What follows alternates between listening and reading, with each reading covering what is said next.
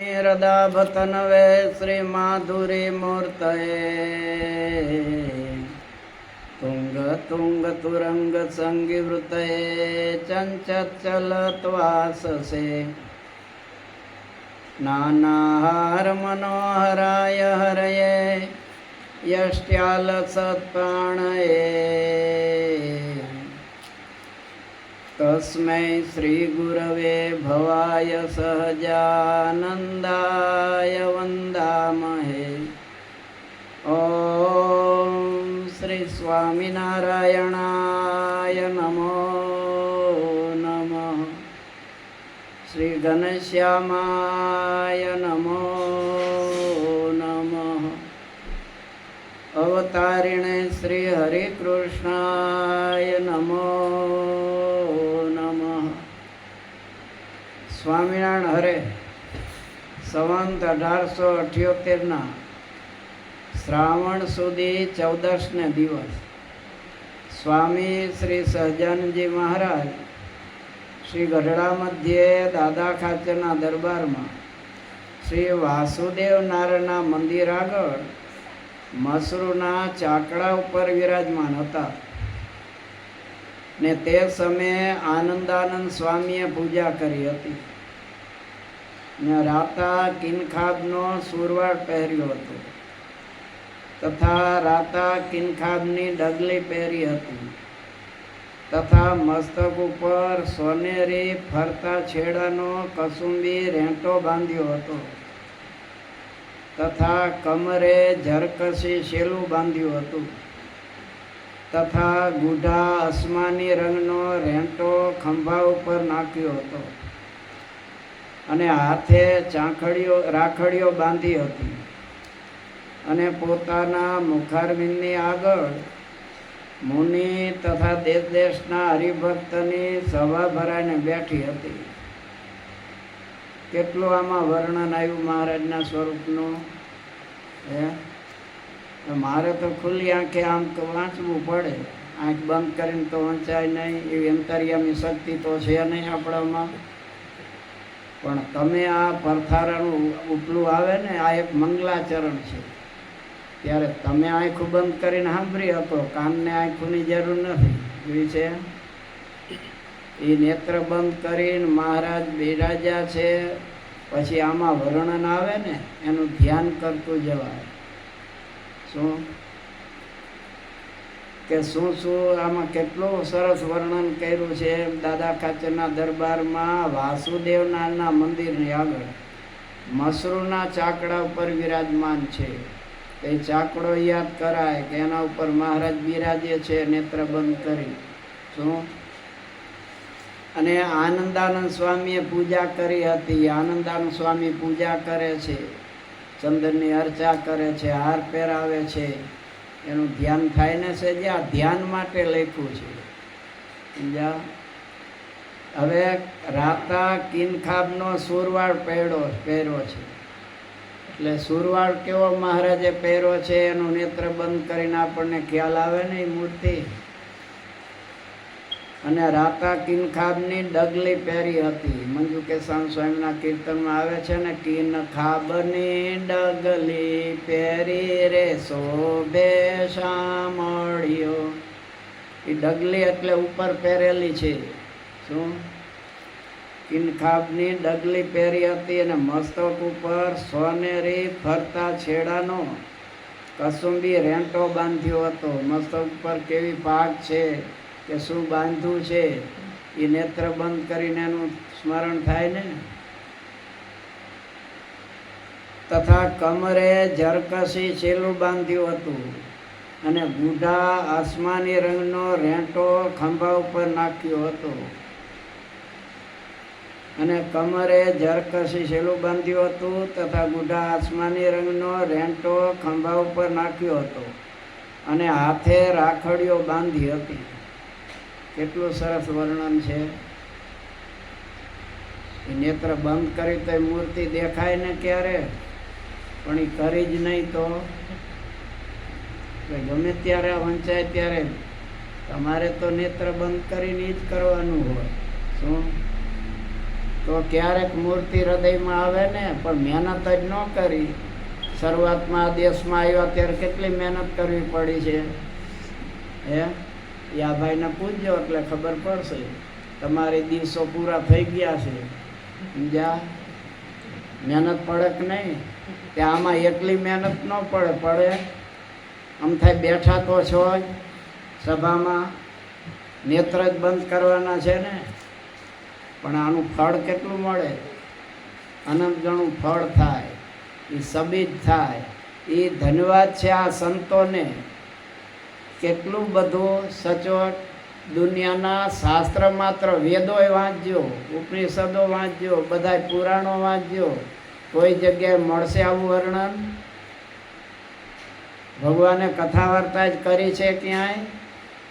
એ મળશે? તે આપણા ઉપર સ્વામિનારાયણ ભગવાનની કેવી મોટી કૃપા છે. કારણ કે મહારાજ આવ્યા છે કેવળ જીવોના કલ્યાણ માટે. આત્યંતિક કલ્યાણ જીવનું કેમ થાય એના માટે મહારાજ પધાર્યા છે. અને મહારાજ વખતે કોઈ નિયમ નહોતો કે આટલી વાર જ કથા થાય, એક વાર કે બે વાર કે રવિવારે જ થાય, એવું નહોતું, સમજ્યા? મહારાજ સતત ચાલુ જ હોય. અક્ષરઓરડીમાં બેઠા હોય મહારાજ, સભામાંથી કથાવારી પૂર્તિ થાય ને અક્ષરઓરડીમાં આવે અને 4-5 1-2 સંતો બેઠા હોય, 4-5 હરિભક્તો, પાછી કથા વાર્તા ચાલુ થઈ જાય. અહીંયા ચાલુ થઈ જાય. જાજી સભા હોય તોય થાય એવું નહીં. વાંચજો વચનામૃત. મહારાજને એક વખત રાતે સંકલ્પ થયો, 12 વાગે કે 1 વાગે, સમજ્યા? તો મહારાજ કે અત્યારે જ જાઉં, પછી ભૂલી જાઉં તો તે ભગવાન ભૂલે? પણ આપણને બતાવવા માટે કે અત્યારે જ જાઉં. અને વહેલી સવારે સંતોની જાયગામાં ગયા, ત્યારે બધા સૂતા જ હોય ને, 3 વાગે જાય કોણ જાગતું હોય? ગયા ને ખબર પડી એટલે ફટોફટ જાગવા માંડ્યા. અમુક સંતો હોય ને વહેલા જાગીને ધ્યાન કરતા હોય, સમજ્યા? એટલે ધ્યાન કરતા હોય એને ખ્યાલ આવી ગયો કે મહારાજ પધાર્યા. એટલે તરત જ મહારાજને આસન આપ્યું ને એના ઉપર બેસાડ્યા. મહારાજ કે આજ આવો વિચાર થયો એટલે એમ થયું અત્યારે જ કહું એટલે એ વખતે ચાલુ થઈ ગયું. એટલે મહારાજનો આગ્રહ કથા વાર્તાનો એ સાંભળવાનો, અને એના વગર જ્ઞાન ન થાય. કથા વાર્તા વગર ગમે એટલા વર્ષોથી તમે સત્સંગ કરો, તમારા સત્સંગમાં કથામાં બેઠા સિવાય કોઈ સત્સંગની વૃદ્ધિ ન થાય. શું? એ 5 માળા ને 5 પ્રદક્ષિણાની કરતા હોય એ થાય. બાકી કોઈ પૂછે તો સત્સંગની કાંઈ ખબર હોય? અને આમ લાગે કે આપણે તો સત્સંગ 25 વર્ષથી કરી છે, પણ 25 વર્ષથી દર્શને આવો છો, સત્સંગ કેટલો કરો છો? તે મહારાજે શું કીધું? સત્સંગે કરીને વશ થાઉં છું એવો બીજા કોઈ સાધને કરીને વશ થતો નથી. સત્સંગનું એટલું છે બળ કે એનાથી આપણે તો તરી જાય, પણ આપણા કોઈ દર્શન કરે, આપણી વાત માને, એનું કલ્યાણ થઈ જાય. એટલો મહારાજ કે સત્સંગીને કેફ રાખવું કે મારું તો ભગવાન સ્વામિનારાયણના દર્શન થયા ત્યાંથી જ કલ્યાણ થઈ ગયું છે, પણ મારી કોઈ વાત માનશે, મારા ગોરાનું પાણી પીશે, એનોય ભગવાન સ્વામિનારાયણ કલ્યાણ કરશે, તો મારા કલ્યાણમાં શું ખામી છે? એમ મહારાજે બતાવ્યું છે વચનામૃતમાં. લગભગ 70મું કે 72મું છે પ્રથમનું, સમજ્યા? આટલો તો મહારાજ કે હરિભક્તને કેફ રાખવું. પણ હવે પોતાને જ એમ ન હોય કે મારું કલ્યાણ થશે કે નહીં, તો એને આ કેફ ક્યાંથી આવે? અને એ કેફ ક્યારે આવે? કે પોતામાં નિશ્ચય હોય ભગવાનનો મહાત્મ્ય જ્ઞાને સહિત તો આવે. તો એ ક્યારે થાય? કે આ જ્ઞાન થાય મહારાજનું, તો ત્યાં સુધી ન થાય. શું? પછી મુક્તાન સ્વામીએ કહ્યું જે કીર્તન બોલીએ. પછી શ્રીજી મહારાજે કહ્યું જે લ્યો પરમેશ્વરની વાર્તા કરીએ. મુક્તાન સ્વામી કે કીર્તન બોલીએ. મહારાજ કે ભગવાનની વાતો કરીએ. પછી શ્રીજી મહારાજ બોલ્યા, જે જ્ઞાન માર્ગ તો એવો સમજવો જે કોઈ રીતે ભગવાનના સ્વરૂપનો દ્રોહ થાય નહીં. જ્ઞાન માર્ગ આવ્યું ને, જ્ઞાન માર્ગ એ શાસ્ત્રમાંય લખ્યું છે, ઉપનિષદોમાંય સમજ્યા. ઋતે જ્ઞાનાન ન મુક્તિ, જ્ઞાન વિના મુક્તિ નથી થતી. આ તો સ્વામિનારાયણ ભગવાન દયાળુ છે એટલે મુક્તિ કરી દેશે, એમાં વાંધો નહીં આવે. આ સેવા બધી કરો છો તન મન ધનથી, ટાઈમ નહીં હોવા છતાં રસોડામાં બધી સેવા કરો છો, એને લીધે કદાચ ધામમાં લઈ જાય. સમજ્યા? કે કાંઈ બહુ ખામી હોય તો બદ્રિકાશ્રમમાં થોડો ટાઈમ કાઢશે. દયાળુ છે એટલે કાંઈક કરશે. સમજ્યા? પ્રગટ ભગવાન હોય ને ત્યારે વાત જુદી હોય, ત્યારે મહારાજ ધારે તરત કલ્યાણ કરી દે. શું? ભાવનગર દરબાર પાસે હતો કાઠી, એ ગયેલો એટલે એ પોતે બહુ શૂરવીર હતો. સમજ્યા? ડાકુ હતો, શૂરવીરે એવો.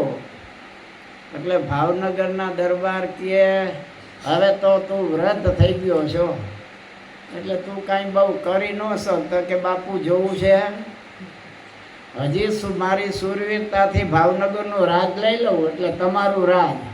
હવે એ કેટલો શૂરવીર હશે, વ્રત થયો છે તથા રાજાને કહે છે. નહીં તો એ જમાનામાં રાજા સામે બોલવું એટલે એ ફાંસીનો હુકમ કરે, કોઈથી ફેરફાર થાય નહીં એમાં. પછી એ વખતે ભાવનગર દરબારે વાત કરી સભામાં કે આ સ્વામિનારાયણ ભગવાન ગઢડામાં છે, દાદા ખાચરની બે અભય બાપુની દીકરી જીવબા લાડુબા એ જુવાન છે અને સ્વામિનારાયણ ભગવાન એ જુવાન છે. તો એ એકાંતમાં ભેગા રહીએ છે તો એના ધર્મ કેમ સચવાતા હશે? ત્યારે આ કાઠી તરત ઊભો થઈ ગયો, બાપુ એ બોલશો નહીં, તમે હેરાન થશો, દુઃખી થઈ જશો. સ્વામિનારાયણ એ ભગવાન છે અને નિર્દોષ છે. મેં એના દર્શન કર્યા છે. એના સંતો સ્ત્રીઓથી દૂર રહે છે. તો પછી અષ્ટ પ્રકારે સ્ત્રીનો ત્યાગ એના સંતો રાખે છે, તો એ સ્વામિનારાયણમાં કેટલી શુદ્ધતા હશે.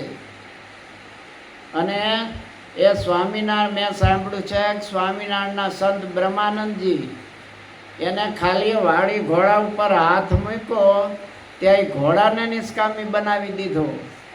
તો એ સંત કેટલો નિષ્કામી હશે? તો એના ભગવાન છે આ સ્વામિનારાયણ.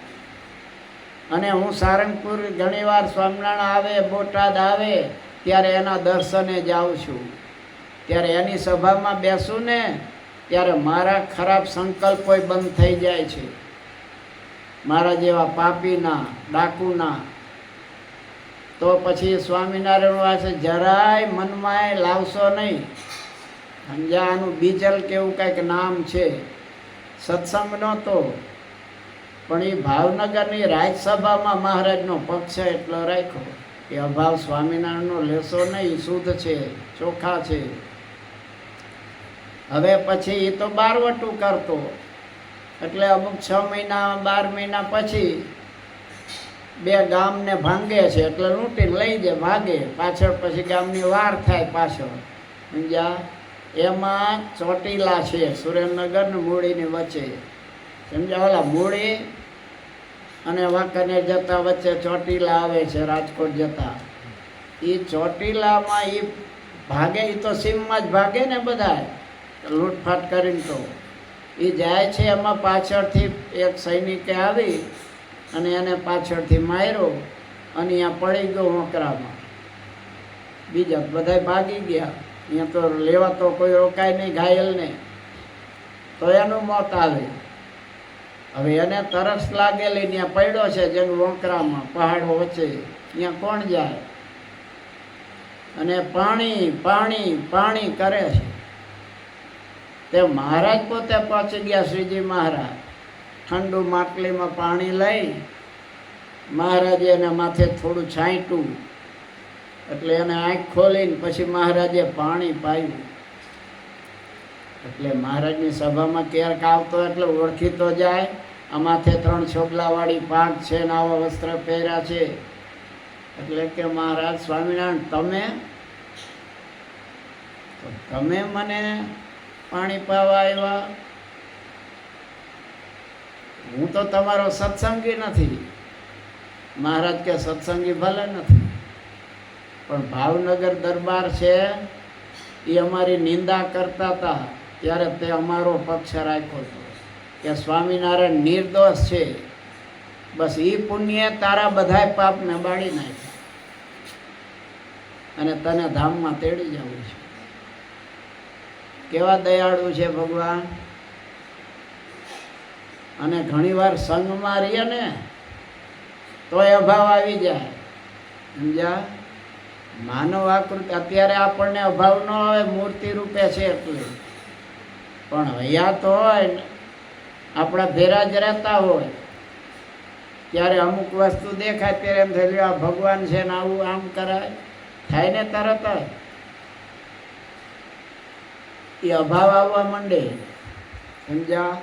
મહારાજે પત્ર લખ્યો તો ને, માંચા સુરા સોમલાય લૈયા મૂળુ નાજરા માતરામાં મૈયા અજા જીવા વીરદા સવળી લાધા કાળા કમળ સિમળી એહ આદિતજી ઘર બાર થજો પરમહંસ નિરધાર મોટા મોટા ગયા રાજ મેલી ભજ્યા હરિતજી જગ જેલી. આ પત્ર રાખ્યું લેખો ત્યારે સોમલા ખાચર, સુરા ખાચર, અલૈયા ખાચર આ બધાય ભક્તો ઘરબાર છોડી તરત જ મહારાજનો પત્ર માંડ્યો અને સાધુ થવા નીકળી ગયા, સમજ્યા? એમાં મામૈયાનું નામ આવ્યું, માતરો ને મામૈયો. એ મામૈયો પછી તો મહારાજે કીધું કે ભાઈ આ સુંદરજીભાઈને અભિમાન હતું એ ઉતારવા માટે તમને આ પત્ર લખ્યો હતો ને, બાકી તમારે હવે સાધુ રહેવાની જરૂર નથી, તમે ગ્રસ્તના કપડે સાધુ જ છો, માટે બધા ઘેર જાઓ અને જે કાર્ય કરતા હતા એ કરો. પછી એ મામૈયો છે એને માતરો એને પછી લગ્ન કર્યા પાછા અને સંસારમાં રહ્યો છે. એ બાઈ છે ભગવાનની ભક્ત, સમજ્યા? અને મહારાજની સેવા કરે, મહારાજ બોટાદ આવે એટલે પ્રેમથી સાચવે, જમાડે, આ બધું કરે. એટલે આને ગમે નહીં, એટલે આને એમ થાય કે હવે આમાં ધર્મ કેમ રહેતા હશે. અને અત્યારે તમે ન બોલી શકો, એ જમાનામાં તો બાઈને બધા દબાણ જ કરે તરત, સમજ્યા? એટલે શંકા કર્યા કરે, છતાં આ બાઈ કે હવે ભગવાન છે અને એની સેવા હું કરું છું, બીજું જ કાંઈ કરતી નથી, પ્રેમથી રસોઈ બનાવીને એને જમાડું છું. પણ ઓલું કામ કરે ને દહીંનું મંથન પહેલાં તો ગાયોનું જાજી હોય ને, એટલે મહારાજ પછી મદદ કરે. સામે નેત્રા મહારાજ તાણે, પાંચુબામાં ગઢડામાં મહારાજ પાંચુબાની છાસ તાણી છે. એટલે સંતોએ લખ્યું છે ને, નર હરિને તરા તાણે સુખની સીમા રે વ્રજના વાસી જાણે છડ દર્શનમાં ખોડા ન લાદે. નર હરિને તરા તાણે સુખની સીમા રે વ્રજના વાસી માણે. તે વ્રજના વાસી એટલે ગઢપુરવાસી. સુખની સીમા કે શાસ્ત્રમાં શોધ્યા ન મળે. ઋષિ મુનિઓ ધ્યાન ધરી ધરીને થાક્યા, છતાં ધ્યાનમાં જે ભગવાન આવતા નથી એ ભગવાન અહીંયા પાંચુબાની છાસ તાણે છે. તે ધનભાગ કેવા છે પાંચુબાના કે છાસ તાણતા મહારાજના દર્શન કરતા જાય છે. એમ મહારાજ અહીંયા આ છાસ તાણે એટલે આને શંકા રહ્યા કરે. હવે કેવા હતા મહારાજનો ખાલી પત્ર આવ્યો ત્યાં ઘર બાર છોડી દીધા. થઈ શકે તમારાથી? ત્યાંનો કેટલો મહારાજમાં હેત હશે, છતાં પણ ઓલું જોયું છે જ મહારાજનું ત્યાં અભાવ આવવા માંડ્યો. એટલે ક્યારે કોનો અભાવ આવે એનું ક્યાં નક્કી છે? પછી એમાં બરોબર મહારાજ બહાર જવા ગયેલા. પહેલા તો બહાર જવું પડે, ડબલા લઈને બહાર જાય લોટા ભરીને. પછી મહારાજ આવ્યા. હવે એમાં એના ઘરનાએ બરોબર કીધું, આને શું વિચાર કર્યો કે આ સ્વામિનારાયણને મારી નાખું, લાગ આવે તો. ત્યાં સુધી પહોંચી ગયા તા સાધુ થવા થયા માટે તોય સમજ્યા. પછી એમાં એના ઘરનાએ કીધું કે મહારાજ આવે, ઠંડી છે, ગરમ પાણી નવરાવજો ને. એટલે આને લાગ મળી ગયો કે આજે કરું કંઈક ફેસલો.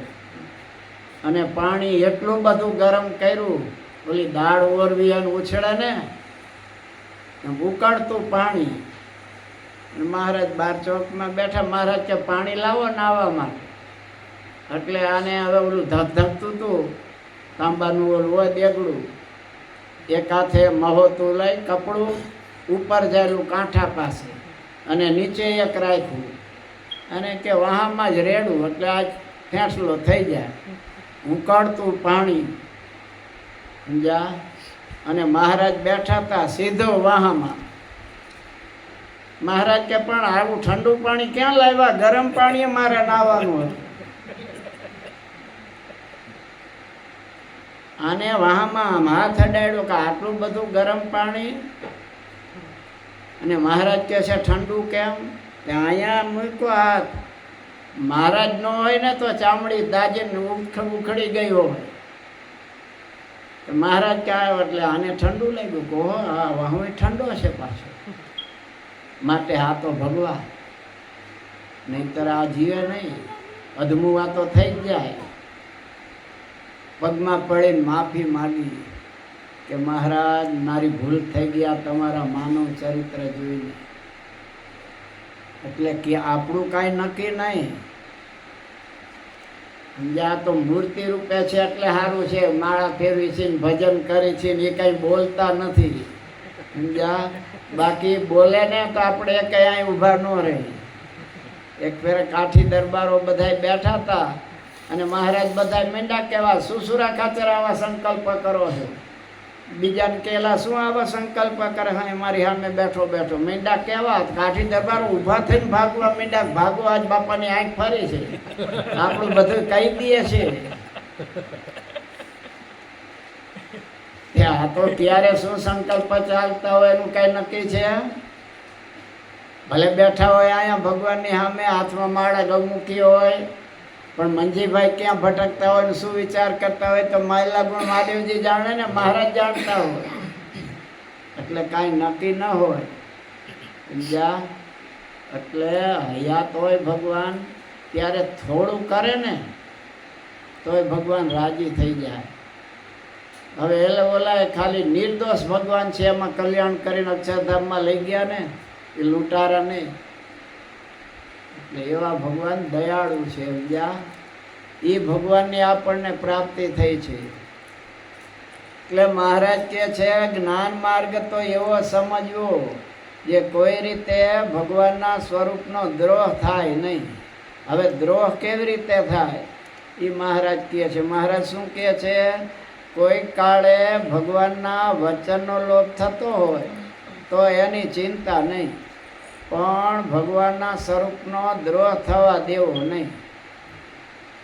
વચનનો લોપ થાય એટલે શિક્ષાપત્રીમાં આજ્ઞા કરી છે મહારાજે. હવે એમાં કદાચ થોડી ઘણી, પછી હવે પોણા ભાગની તમે આજ્ઞા લોકો તો કાંઈ ભગવાન માની લે? હે ઇન્ડિયામાં અહીંના ખબર નથી, પણ ઇન્ડિયામાં પાસ થવું હોય તો છેવટ 35% લેવા પડે. હે હવે 35માં કદાચ 1 કે 2 ઓછા હોય તો પછી એમ થાય કે આનું બિચારાનું વરસ બગડશે એટલે ચડાવે પાસ કરે. એ ચડાવે પાસ કહેવાય. અને 100% કોઈ લાવ્યા હોય, કોઈ 90% લાવ્યા હોય, એને બધી જગ્યાએ એડમિશન મળી જાય. જ્યાં દરેક જગ્યાએ છાપામાં જ આવે કે 90% સુધીના લેવામાં આવશે. એટલે 75 વાળાને તો અહીંયા પહોંચવાનું જ ન હોય ને, તો 50-60 વાળાને તો ક્યાંથી હોય? તો 35% વાળાને ચડાવવા પાસ વાળાને અહીંયા ડોકાવાનું જ હોય. એમ આપણે કંઈક થોડા ઘણા ટકા તો જોશે ને. એટલે મહારાજ કહે છે ભગવાનના વચનનો કોઈક કાળે લોપ થઈ જાય તો એની ચિંતા નહીં, કારણ કે ભગવાન દયાળુ છે. ભગવાનને પ્રાર્થના કરી એટલે ખામી હોય તો મહારાજ કે હશે, હાલો ને, દેશકાળ અનુસાર થઈ ગયું છે. પણ મહારાજ કે સ્વરૂપનો જો દ્રોહ થાય તો એ ખામી ભાંગે નહીં. અને જો ભગવાનનું વચન કંઈક લોપાયું હોય તો તે ભગવાનની પ્રાર્થના કરીને પણ છૂટકો થાય. પણ ભગવાનના સ્વરૂપનો દ્રોહ કર્યો હોય તો તેનો કોઈ રીતે છૂટકો થાય નહીં. માટે જે સમજ્યું હોય તેને ભગવાનના વચનમાં તો જેટલું પોતાની સામર્થ્ય પ્રમાણે રહેવાય તેટલું અવશ્ય રહેવું. એ મહારાજ કહે છે. પછી ઉપર કીધું એટલે વાંધો નહીં, એ તો પ્રાર્થના કરશો માની લેશે. એમ ન માની લેતા પાછા. જ્યાં 75% કે 50% તો જોશે ને. એ ચડાવે પાસ વાળાને તો પછી એને 35% વાળાને બદ્રિકાશ્રમમાં જ જવાનું થાય. જ્યાં એ અક્ષરધામમાં ન પહોંચે. એટલે મહારાજ કે માટે જે સમજ્યું હોય તેને ભગવાનના વચનમાં તો જેટલું પોતાની સામર્થ્ય પ્રમાણે રહેવાય તેટલું અવશ્ય રહેવું. પણ ભગવાનની મૂર્તિનું બળ અતિશય રાખવું. જે સર્વોપરી ને સદા દિવ્ય સાકાર મૂર્તિ અને સર્વ અવતારનું અવતારી એવું જે ભગવાનનું સ્વરૂપ છે તે જ મને પ્રાપ્ત થયું છે. આપણને ભગવાન મળ્યા એ કેવા છે? બીજા અવતારો જેવા નથી. શું મહારાજ કહે છે?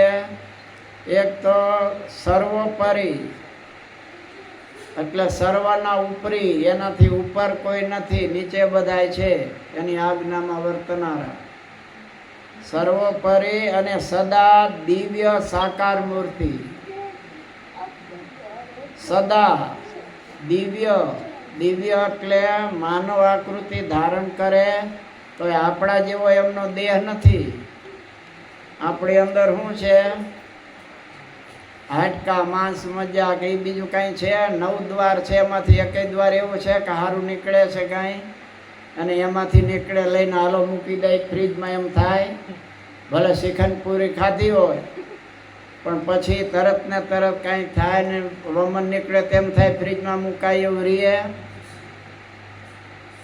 હજી હમણાં જ નાખ્યું છે, સારામાં સારું હતું પણ આનો યોગ થયો ત્યાં કેવું થઈ ગયું કે આમાં કંઈ સારું છે?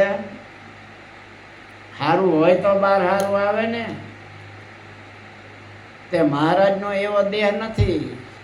સદા સાકાર એટલા માટે કીધો કે ઘણા શાસ્ત્રકારો અને પંડિતો એમ માને છે, કથાકારો, કે અહીંયા ભગવાન આવે એટલે માયાના ગુણ ગ્રહણ કરે, એટલે માયાના ગુણ આપણા દેહ જેવા જ એના દેહ હોય એમ માને છે.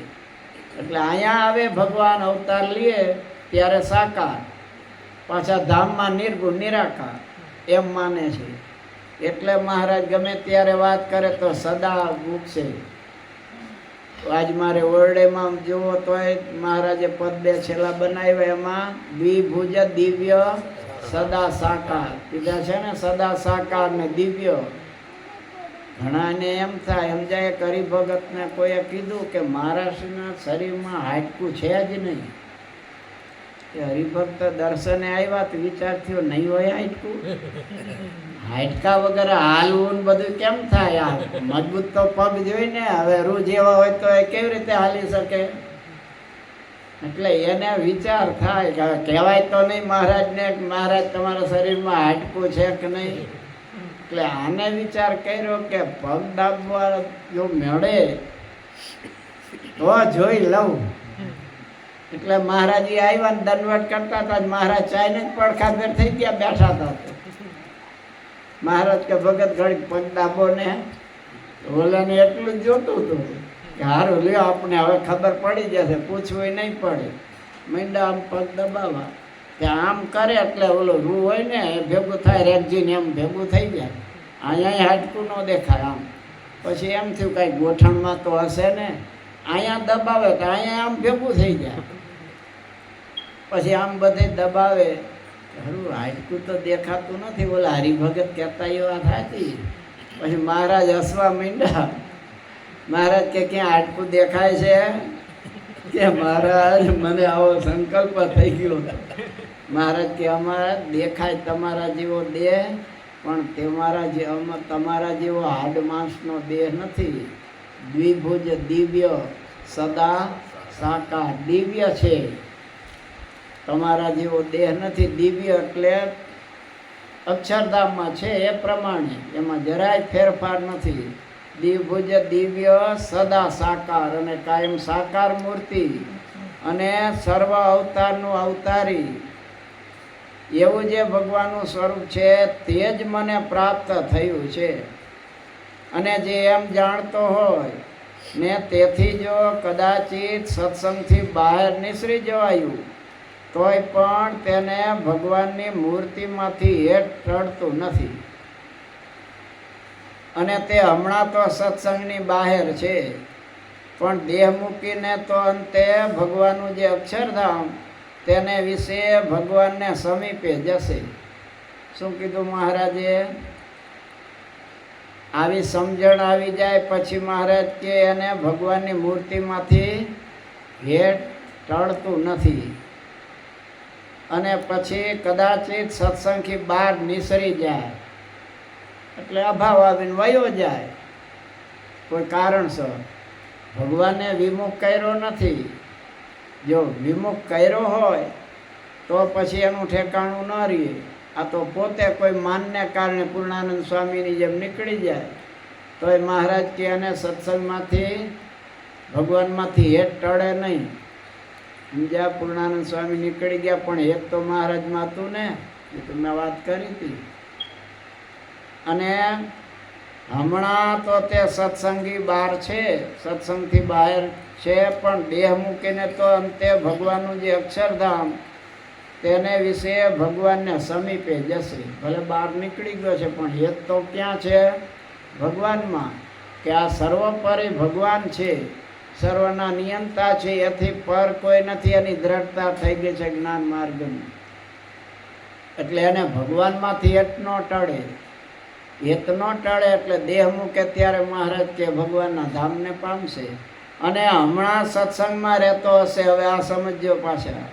હમણાં સત્સંગમાં રહેતો હશે અને શાસ્ત્રના વચનમાં પણ રહેતો હશે એટલે આજ્ઞા બરોબર પાડે છે.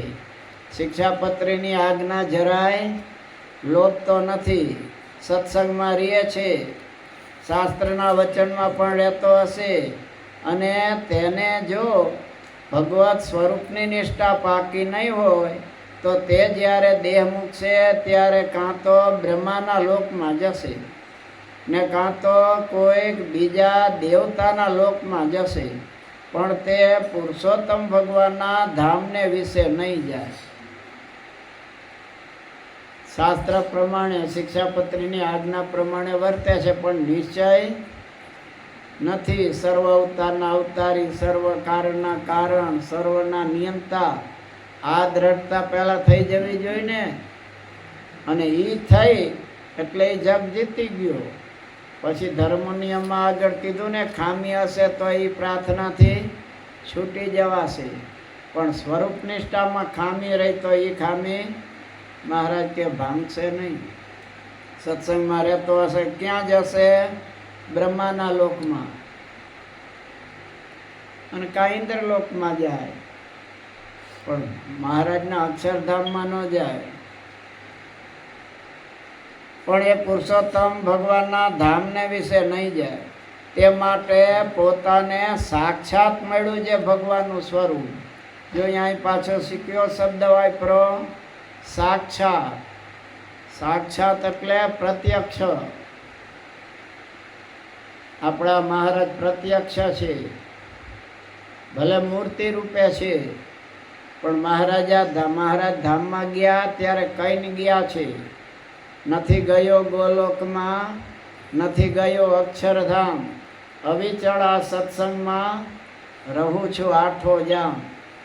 મહારાજ ધામમાં ગયા પહેલા સભા ભરીને બધાને કીધું કે આ મારી મૂર્તિમાં હું રહે છે. એમ ન માનતા ધામમાં વયા ગયા, હવે અહીંયા નથી, સત્સંગમાં જ છું, પણ હવે મૂર્તિ રૂપે છે. પહેલા મનુષ્ય આકૃતિ હતી, હવે મૂર્તિ રૂપે મહારાજ બિરાજે છે, એટલે એ સાક્ષાત કહેવાય. શું? સાક્ષાત એટલે પ્રત્યક્ષ છે, પરોક્ષ માનશો નહીં. આ મૂર્તિ છે એમ નહીં, મૂર્તિમંત ભગવાન બિરાજે છે, એટલે આગ્રહ કરીને કહેવું પડે છે કે એની પાસે બીજાને જવા ન દ્યો. એ મૂર્તિ નથી, પ્રગટ ભગવાન બિરાજે છે. એમને તરત દુઃખ થશે કે મને મૂર્તિ માની લે છે, ગમે અમારી પાસે આવી જાય, પવિત્ર હોય કે અપવિત્ર હોય, કોઈ જવાબદારી ન થાય આપણી. એટલે સાક્ષાત મહારાજ બિરાજે છે, એ ભાવનાથી એમની સેવા પૂજા બધું થવું જોઈએ. સાક્ષાત મળ્યું છે ભગવાનનું સ્વરૂપ, તેને સદા દિવ્ય સાકાર મૂર્તિ ને સર્વ અવતારનું કારણ અવતારી એવું જાણવું. સર્વ અવતારના કારણ ભાગવતમાં એકાદશ સ્કંદમાં લખ્યું, કારણમ તુ ધ્યેયમ, જે કારણ મૂર્તિ છે એનું ધ્યાન કરવું. શું? મૈત્રેય ઋષિ જ્યારે તૃતીય સ્કંદમાં વિદુરજી જે કથા સમજાવે છે ત્યારે એ બધું સમજાવતા કે છે, તદાહુ અક્ષરમ બ્રહ્મ સર્વ કારણ કારણમ. આ બધું જે કાંઈ જગતનું છે એ અક્ષર બ્રહ્મ સર્વ કારણનું કારણ એ છે, ત્યાંથી ઉત્પન્ન થયેલું છે. એમ મૈત્રેય ઋષિએ ભાગવતના તૃતીય સ્કંદમાં વિદુરજીને જ્યારે કથા કહે છે ત્યારે એ વાત કરે છે. સર્વ અવતારનું કારણ અવતારી એવું જાણવું, અને જો એમ ન જાણે ને નિરાકાર જાણે ને બીજા અવતાર જેવા જાણે તો એનો દ્રોહ કર્યો કહેવાય. આ દ્રોહ આગળ આવ્યું ને કે ભગવાનના સ્વરૂપનો દ્રોહ થાય નહીં, જ્ઞાન માર્ગ એવો શીખવો. બીજા અવતાર જેવા જાણો તોય મહારાજનો દ્રોહ થાય છે. કારણ કે રાણી સાહેબ બેઠા હોય અને પડખે એની ઓલી ગોલીઓ હોય દાસીઓ, એમ પંખો નાખતી હોય, અને કોઈ જઈને કે રાણી સાહેબ તમે તો આ તમારી દાસી જેવા રૂપાળા છો, તો રાણી સાહેબ રાજી થાય કે મને હારી ઉપમા આપી, એમ કે એનાથી કોઈ શ્રેષ્ઠ હોય એની ઉપમા આપે તો બરોબર છે, પણ દાસીની ઉપમા આપે ચાલે? તેમ સર્વ કારણના કારણ, સર્વ અવતારના અવતારી, સર્વોપરી. અને બે દી પહેલા જ અમદાવાદનું 6ઠું ને 7મું વંચાયું હતું ને, એમાં મહારાજે કેટલી વખત કીધું, હું જ કરતા છું દુનિયાનું, અનંત બ્રહ્માંડોનો અધિપતિ હું છું, મારા સિવાય બીજો કોઈ ભગવાન નથી.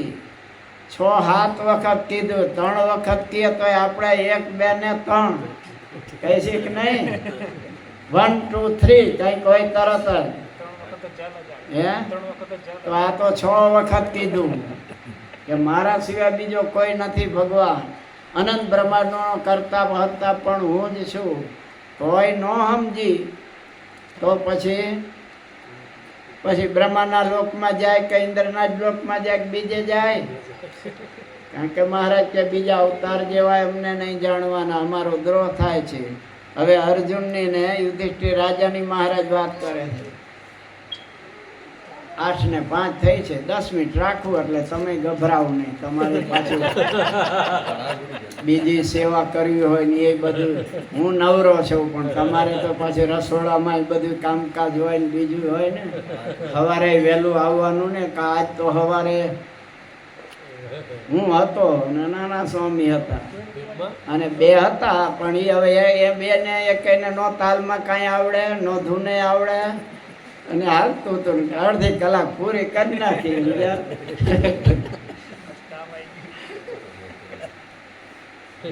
એટલે ધનુર્માસ ની ધૂન થઈ ગઈ પૂરી, બીજું હું સમજ્યા.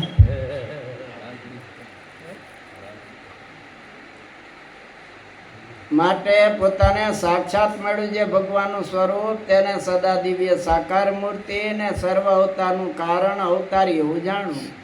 અને જો એમ ન જાણે ને નિરાકાર જાણે ને બીજા અવતાર જેવા જાણે તો એનો દ્રોહ કર્યો કહેવાય. અને જેમ અર્જુન હતા તેને તો ભગવત સ્વરૂપનું બળ હતું, અને યુધિષ્ઠિર રાજાને તો શાસ્ત્રના વચનનું બળ હતું. પછી જ્યારે ભારતની લડાઈ થઈ ત્યારે શ્રી કૃષ્ણ ભગવાને અર્જુનને કહ્યું, જે સર્વ ધર્માન પરિત્યજ્ય મામેકમ શરણમ વ્રજ અહમ ત્વામ સર્વ પાપેભ્યો મોક્ષયિષ્યામિ મા શુચઃ. ભગવાને અર્જુનને શું કીધું? તારા મનથી માલેલા ધર્મ મૂકી દે તું.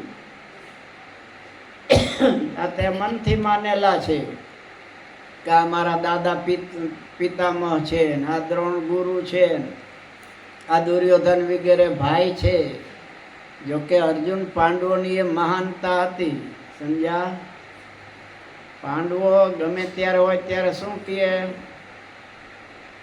કે અમે અંદરો અંદર જ્યારે બાજતા હોય ત્યારે અમે એકબીજાના શત્રુ છીએ, પણ બહારનો જો આવે કોઈ અમારી સામે કંઈ કરવા તો ત્યારે અમે 5 નહીં 105 છે. એ બહારનો અમારામાં વિક્ષેપ કરી ન જવો જોઈએ. અમે અંદર અંદર ગમે તે અમારી રીતે બાજીએ, પણ બહારનો એમાં ફાવો ન જોઈએ. પણ એવું દુર્યોધન જો માનતો તો વાંધો ન આવે, પણ એ નહોતો એ માનતો, એ શત્રુતા જ રાખતો. પણ પાંડવો શત્રુતા નહોતા રાખતા, એટલે આ મૂંઝાયો અર્જુન. એ શ્લોકનો એ અર્થ છે, જે અર્જુન સર્વ ધર્મને તજીને તું એક મારા જ શરણને પામ. જો મહારાજ, બીજે નહીં. આગળ ગીતામાં કીધું, મદિયાજી મામ નમસ્કુરુ, મારું જ યજન કર, મારી જ પૂજા કર. દેવને ભજનારો દેવને પામશે, પિતૃને ભજનારો પિતૃને પામશે, મને ભજનારો જ મને પામશે. એટલે કે છે મામ એકમ શરણમ વ્રજ, મારા એકને જ શરણને તું પામ તો હું તને સર્વ પાપ થકી મુકાવીશ, તું કાંઈ શોખ કરીશ માં. એ વચનને માનીને અર્જુને જે તે લડાઈને વિશે અનંત દોષ થયા, તો પણ લેશ માત્ર મનમાં ઝાંખા થયા નહીં, અને ભગવાનના આશ્રયનું બળ રાખી રહ્યા. એને જાણ્યું કે મારે ક્યાં વાંધો છે, મારે તો ભગવાનનું શરણું રાખ્યું છે. એટલે એ મારે શું, મને ભગવાને કીધું તને પાપ નહીં લાગે, તો મેં પાપ જ કર્યું નથી, મેં ભગવાને કીધું એમ કર્યું છે. એટલે જે હોય તમને, મને હું એમ. મેં તો તને કીધું એમ તમારા શરણે આવ્યો છે, નહીં તો અધર્મ તો થયા હતા જ ને. કારણ કે હામે હતા જોરદાર, જેને લીધે દુર્યોધન બળમાં હતો. કારણ કે ભીષ્મ દાદાને કોઈ જીતી શકે એવા, દેવ નહોતા જીતી શકે એવા, તે દ્રોણ ગુરુ એવા હતા. દ્રોણ ગુરુના હાથમાં હથિયાર હોય ત્યાં સુધી એને કોઈ જીતી ન શકે. ભીષ્મ દાદા, હવે એને તો પાછું એના બાપાએ જ વરદાન આપ્યું હતું, લગ્ન કરી દીધા હતા બાપાના. એટલે સમજ્યા, મત્સ્યગંધારે. એટલે કે જા તમે ઈચ્છો છો ત્યારે જ મૃત્યુ થશે. હવે એને મારવા કેમ નથી, મારે મરવું તો ગમે એમ કરો તો મરે કેવી રીતે? એ ધારે કે મારે મરવું છે તો જ મરે, નહીતર મરે નહીં. હવે એને મારવા કેમ? એટલે એના માટે અધર્મ કંઈક કરવો જ પડે. શું? ભીષ્મને મારવા હતા તો કૃષ્ણ ભગવાન કે પૂછી આવો ને દાદાને જઈને કે હવે તમારો છૂટકો કરવો છે અમારે, તમે છો ત્યાં લગી અમારો વિજય થવાનો નથી અને તમે અમને છોડવાના નહીં, પાછા અમને મારવાના નથી, તો આમને ક્યાં લગી યુદ્ધ કરવું? તો ભગવાન કે મને મારવો હોય તો એક ઉપાય છે કે ઓલો ઘટોત્કચ છે દ્રુપદનો દીકરો, એ પેલા સ્ત્રી હતો ને એમાંથી પુરુષ બન્યો છે, એટલે એ મારી સામે રાખે અર્જુન રથમાં, અને એ પછી હું હથિયાર મૂકી દઈ, પછી મને મારે. એવી રીતે દગો કરીને જ માર્યા કહેવાય ને. પૂછીને કે દ્રોણાચાર્યનું એમ હતું, દ્રોણાચાર્યએ કીધેલું દુર્યોધનને કે હું સેનાપતિ છું, તારો રહીશ, પણ મારો દીકરો અસ્વસ્થતામાં એ જો મરી ગયો પછી મારે કોના માટે યુદ્ધ કરવાનું? પછી હું યુદ્ધ નહીં કરું, તરત હથિયાર મૂકી દઈશ. એવો મારો ચલાવ્યો દ્રોણાચાર્ય, આને ચાબી ટાઈટ કરેલી દુર્યોધને કે તમે ગુરુ ખરા ને અમારા પક્ષમાં સેનાપતિ છો ને સારું પાંડવોનું ઈચ્છો છો, એને તો મારતા નથી. એટલે આને પછી લાગી આવ્યું કે આજ તો મૂકીશ જ નહીં પાંચેયને, અને એમાં અર્જુનને તો નહીં. અને એવો મારો ચલાવ્યો કે કૌરવ પાંડવોનું સૈન્ય માંડ્યું ભાગવા. ભગવાન કે ભારે કરી ભીષ્મને કે આ ભીમને કે હવે કાંઈક કર, નહીંતર આજ છેલ્લું શ્રીપતિમ કરી નાખશે આ બધું તમારું સૈન્યનું. તું ઓલો દુર્યોધન છે ત્યાં એનો હાથી છે અસ્વસ્થામાં નામનો, એને મારી નાખ.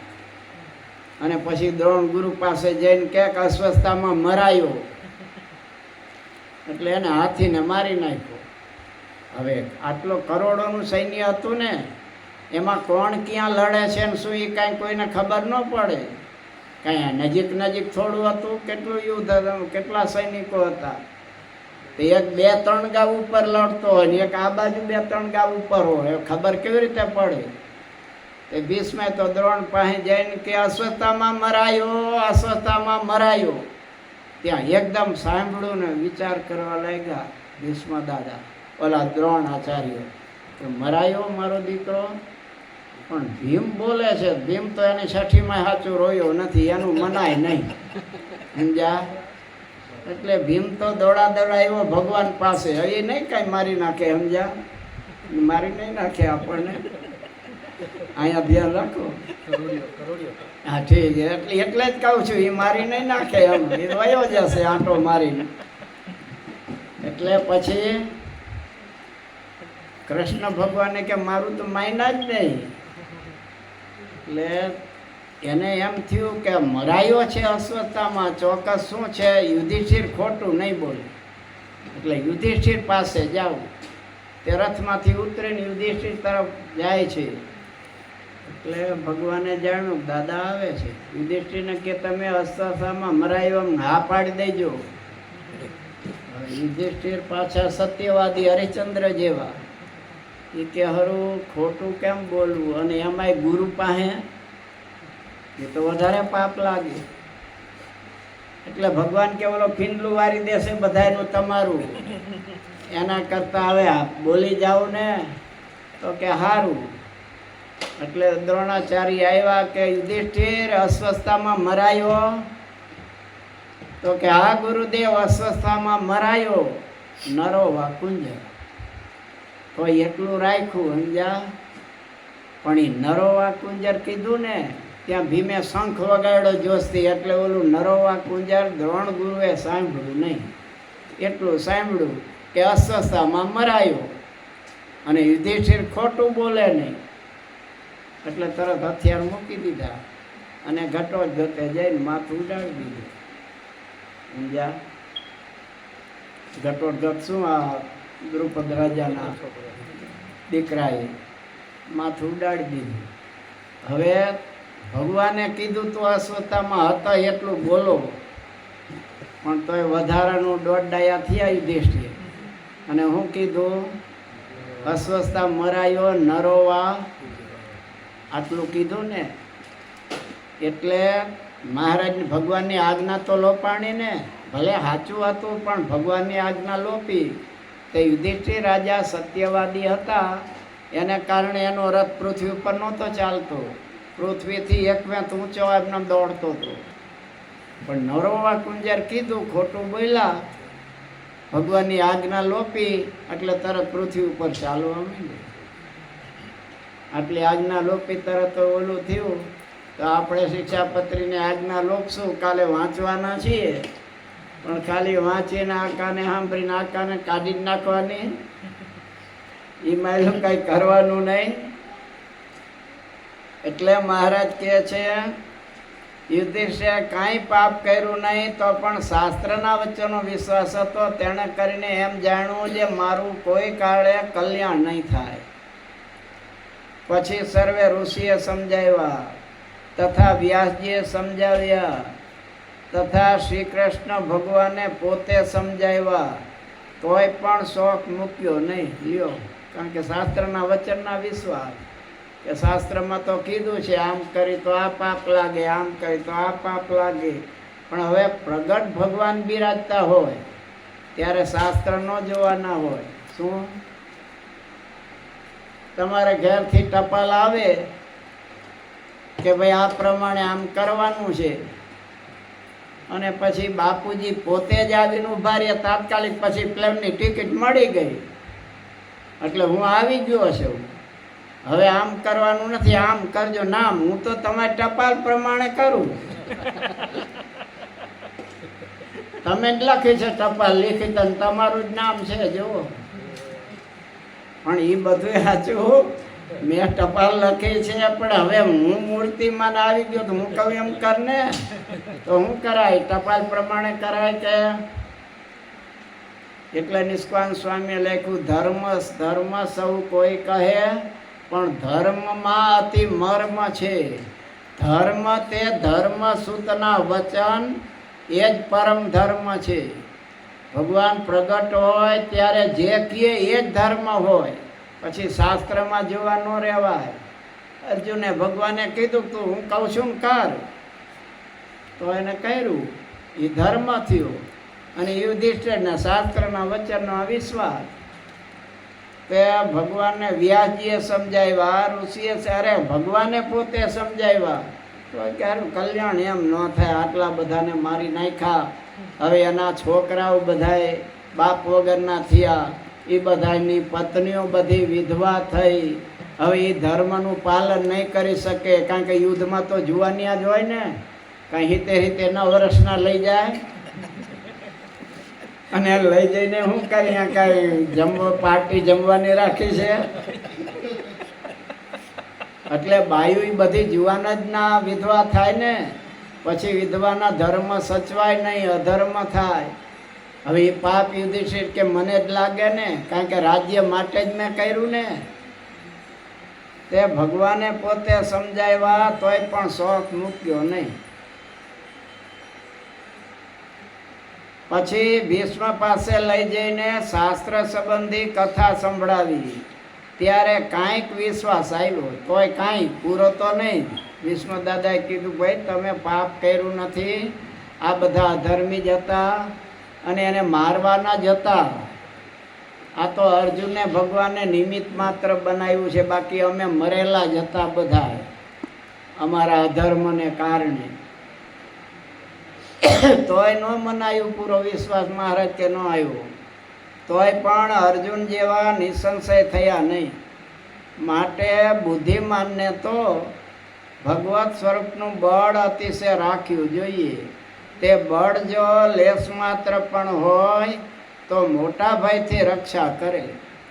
તે પણ શ્રી કૃષ્ણ ભગવાને કહ્યું છે, મોટા ભાઈથી એટલે ગમે એવું દુઃખ આવવાનું હોય એ દુઃખે બધા ટળી જાય. દ્રઢ આશરો ભગવાનનો હોવો જોઈએ.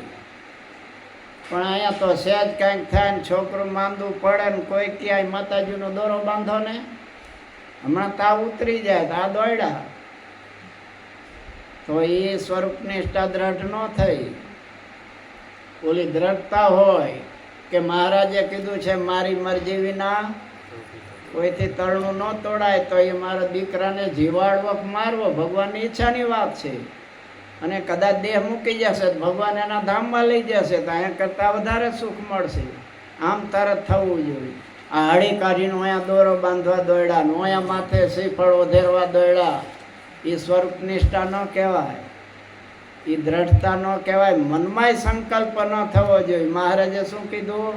ફાંસીએ ચડાવવા લઈ જાય કોઈ કારણસર અને અમે હામાં ઊભા હોય તોય મનમાં એમ ન થાય કે આ ભગવાન મને આ ફાંસીના દુઃખથી મુક્ત કરે તો ઠીક.